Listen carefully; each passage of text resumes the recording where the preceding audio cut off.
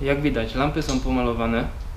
Żeby to zrobić, trzeba było zdjąć zderzak, wyciągnąć lampy, rozkleić je, wyjąć odbłyśniki. Odbłyśniki trzeba było przygotować do lakierowania. Następnie je polakierować, poskręcać lampę ponownie, skleić ją, zamontować do samochodu. Po montażu została ona wypolerowana, klosze zostały wypolerowane, a po tym wszystkim zderzak został założony.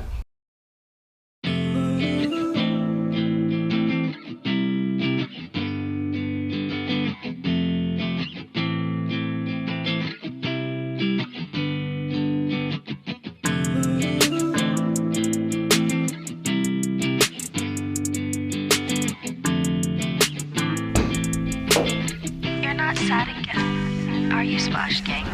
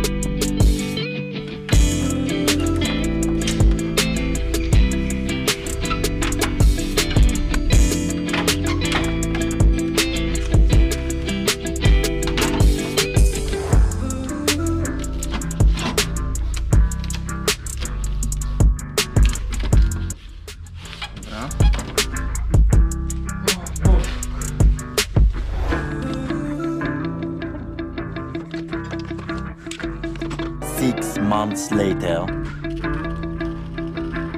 You're not sad again. Are you splash gang?